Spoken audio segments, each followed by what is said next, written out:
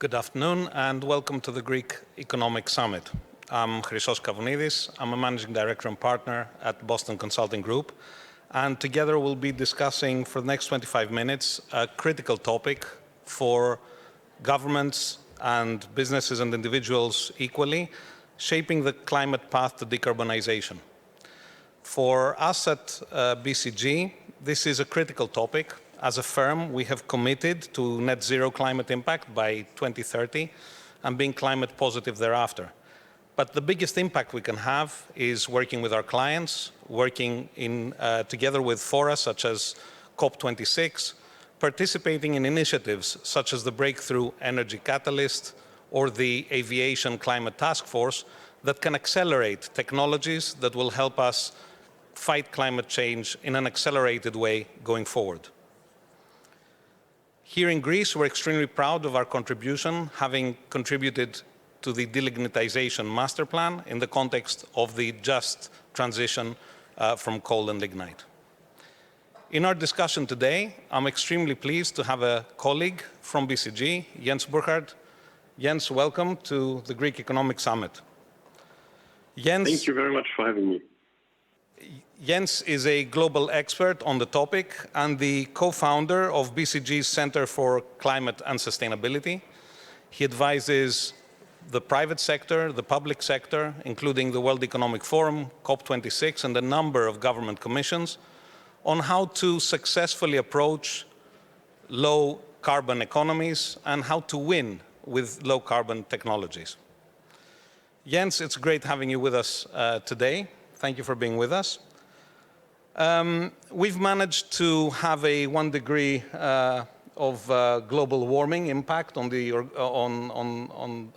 world. We've put 2.5 billion people at risk of the effects of climate change. And only a month ago at COP26 is probably the first time we could say that we've seen the world really recognize that, and in one way or another, 90% of the world really aligned behind the net zero challenge. The extent of those commitments, and more importantly, how we get there, is still quite fuzzy, quite unclear. As someone who's been working in this field for a very long time and follows this very closely, please help us understand what are the key takeaways we should take from COP26. And also, how do you assess the progress that has been made in real terms over the last period? I mean, one colleague of mine, I can't take credit for that, he said, and I think he put it quite well, COP26 over-delivered against the politics, but under-delivered against the science. And I think that's quite an accurate statement for where we stand.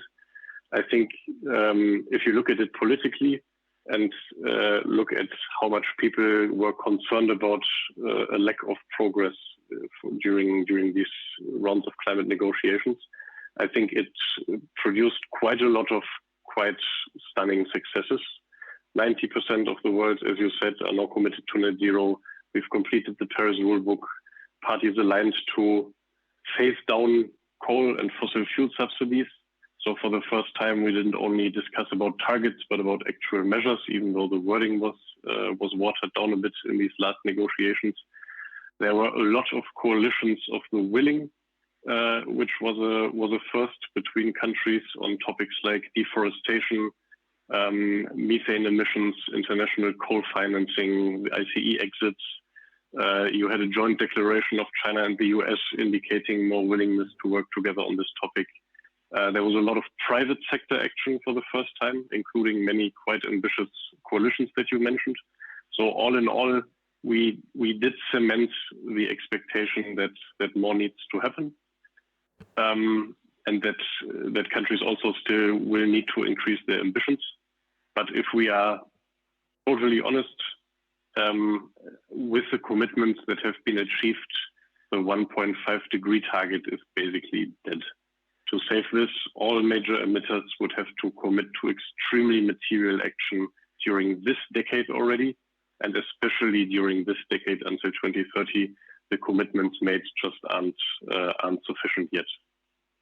So great progress, but the ambition still needs to be higher.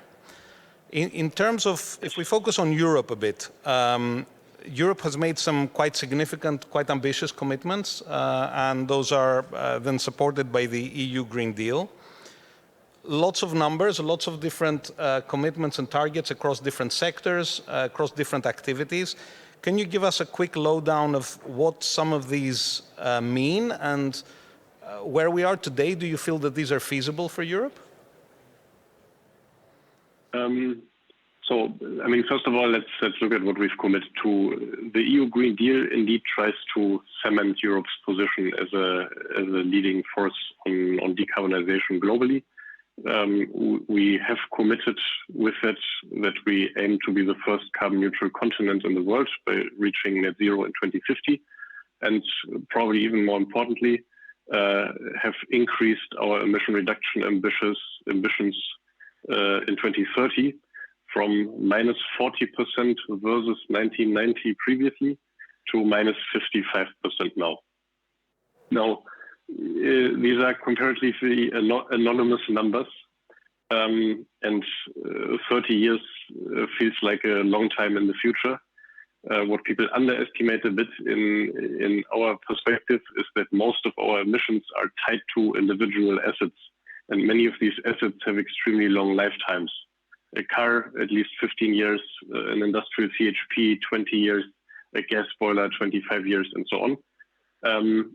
And what this means, and what the fact means that Europe now has to cut emissions by 40% in the next 10 years, is that this transition has to happen now. And we've looked at, we've discussed a lot about end dates and emission reduction target percentages, but in our view, not enough yet about what these targets actually mean. And what we've done is looked a bit at what would actually need to happen in the different sectors. And you would have to say that those are quite drastic things now that need to start this decade. In industry, to give an example, starting in about the middle of the decade, all companies across Europe essentially would need to stop reinvesting into fossil assets. So whenever a CHP, a gas boiler, in an industrial process is up for reinvestment, you would have to move to an entirely renewable alternative. So power-based or biomass-based, eventually hydrogen.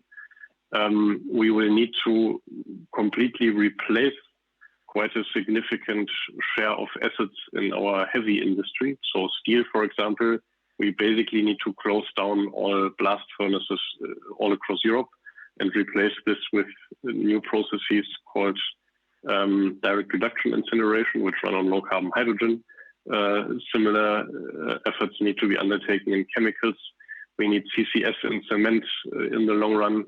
In transport, we need to exit selling new ICE cars latest by the year 2035 in countries like Germany, far before that. We need to accelerate building renovations quite significantly, have to essentially stop replacing gas or oil boilers all across Europe within the next probably 5 years. In energy, have to triple the build-out speed of renewables, have to invest significantly into grid infrastructure, exit coal much earlier than most countries currently anticipate. So it's not just an acceleration of what we're doing that we have to be aware of. It is a quite drastic deviation from the status quo that's now needed, and that will need to be communicated to people, and it will need to be regulated. Do I think that's possible? Absolutely. But I don't think we should kid ourselves that this is a future problem. It's a problem today. And we shouldn't kid ourselves that this will be an enormous challenge, even for a comparatively wealthy continent like Europe. Jens, so what I'm hearing from you is doable, extremely ambitious, requires significant focus and investment, and in fact, probably heavily front-loaded. What does that mean for a European economy? Because by the sound of that, the numbers we're looking at, even at the EU Green Deal, are going to dwarf what's needed in terms of at least financial investment in this transformation.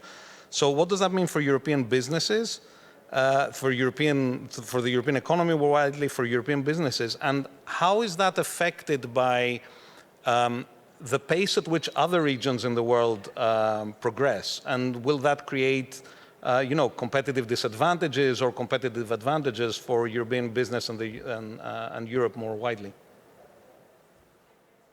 So right now, it indeed seems that that Europe will be moving faster than most other regions in the world, and that especially within these coming 10 years, we will already do more in industries that are exposed to international competition, that are comparatively emission intensive than other countries will. More broadly, in our perspective, this notion of a first mover disadvantage, that we will wreck our economies if we move faster, in our view, that's bogus. There are industries where this is an enormous risk, where industries that are very, very emission intensive, where levers that you need to invest in to bring down emissions are comparatively expensive.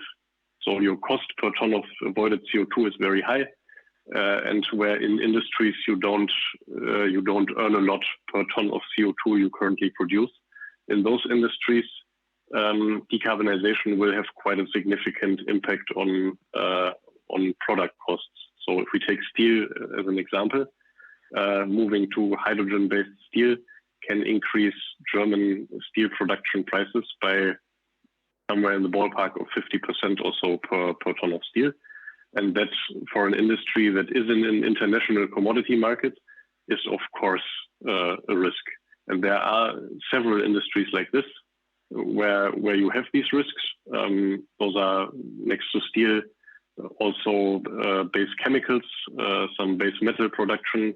Those are also industries like shipping and aviation.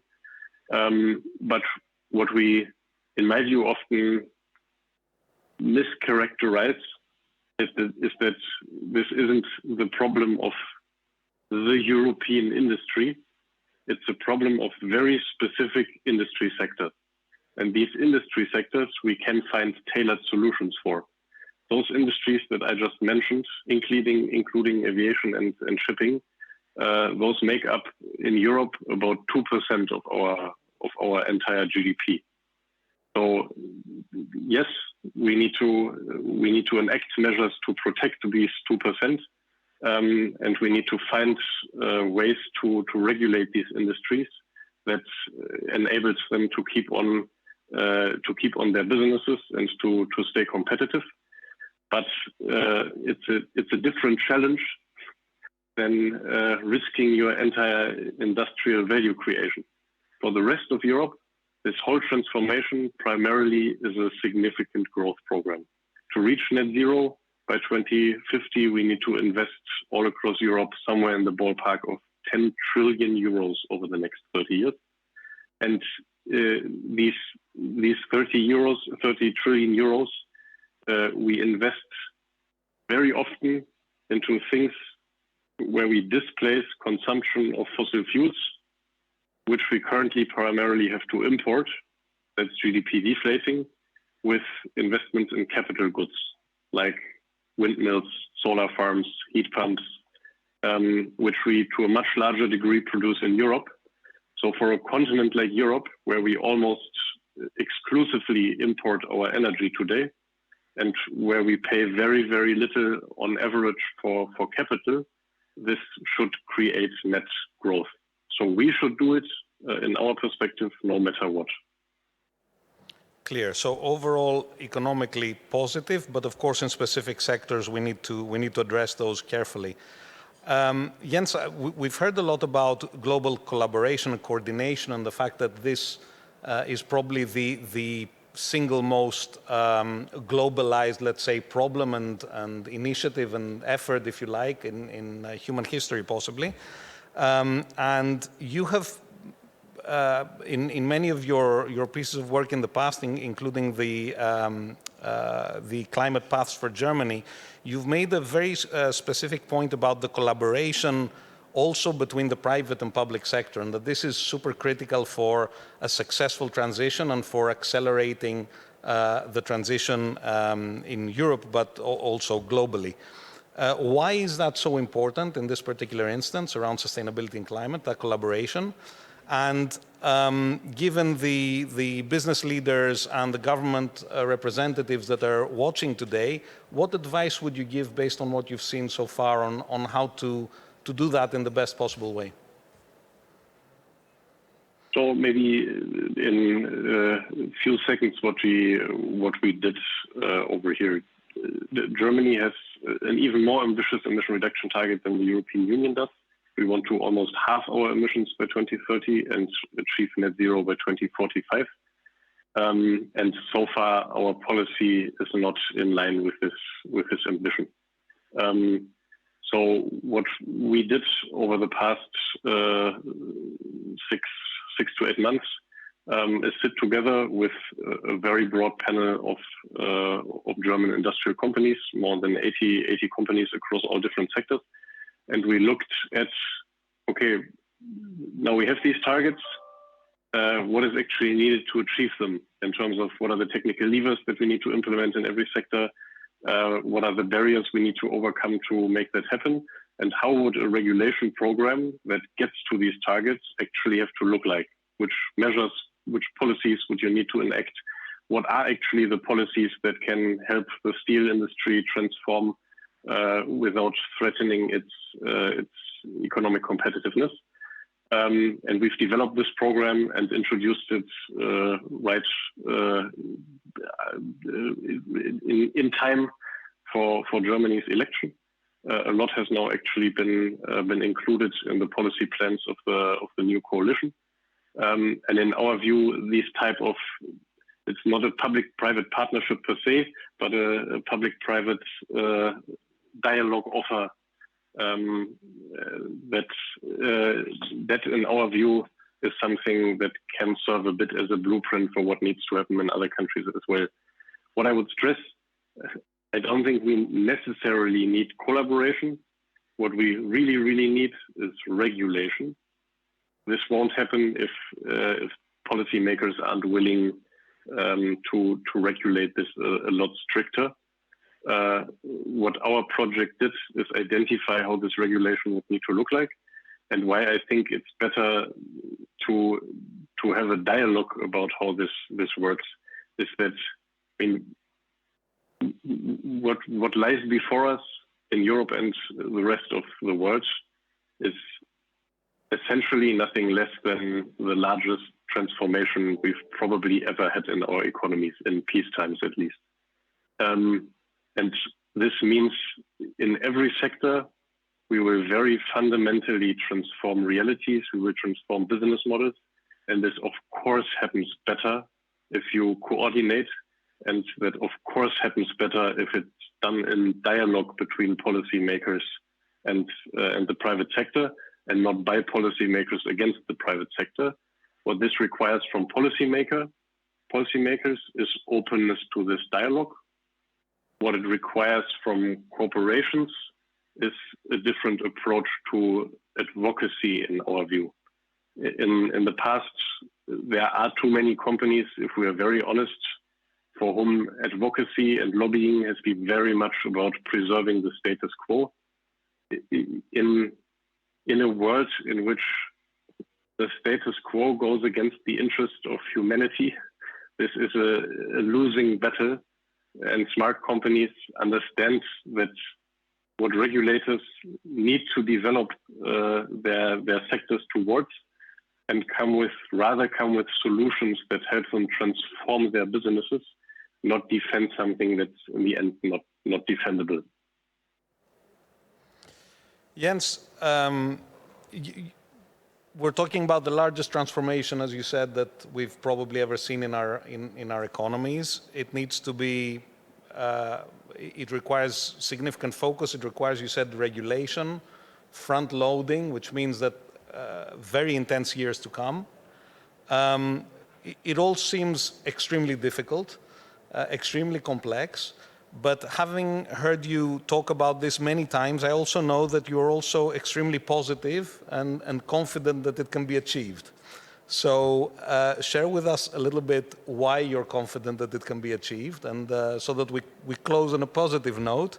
And also, to what extent you think that individuals, so citizens of our countries, the businesses, and of course the countries themselves, the governments, are ready, willing, and able to take on the challenge? I mean, before we end on a positive note, I do have to highlight, let's be open, we are not on track. Not in Europe, not anywhere. And that we have to acknowledge.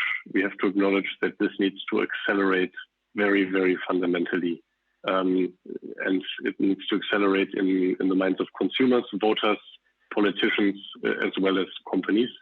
What makes me hopeful are a few things. For one, technically, our challenge isn't technology anymore that much. And essentially, the entire path to net zero can be described technologically already today. 80% of which we can walk with technologies that are ready and scaled today. The last 20% with technologies that we already know today, but that we now have to scale over the next two decades.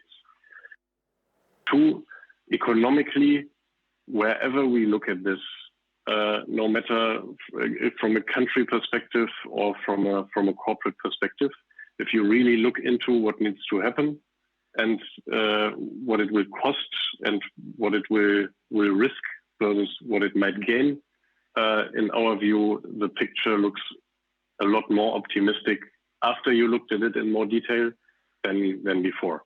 There are many countries who can benefit economically from moving to net zero.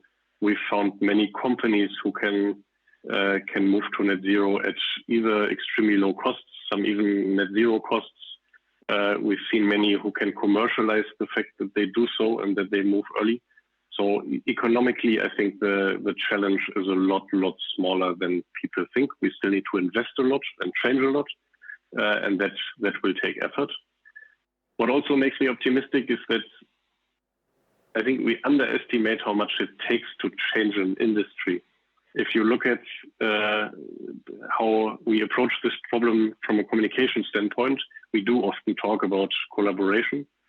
A lot of progress over the past decade has been achieved through competition by one company plowing ahead of its sector and just doing something, and the rest of the sector then being forced to follow. And in some sectors, this can work quite fast. If we look at what happened in energy, especially power over the past 10 years, that went fundamentally faster than people expected. And you'll see signs on financial markets today, the way oil and gas companies, for example, have performed over the past years, that the expectations of the financial world is clearly that this transformation will accelerate fundamentally now in the way that these companies are valued. So will we get to 1.5? I don't know. But what I'm absolutely certain about is that what we will see in the coming decade will be a different world in terms of ambition, in terms of speed than what we've seen over the past decade. Jens, thank you very much. I think one thing's for sure, it's going to be a very exciting and very challenging period. Thank you very much for sharing your thoughts with us. And I'll pass the baton on to the next panel. Thank you for having me. Right now,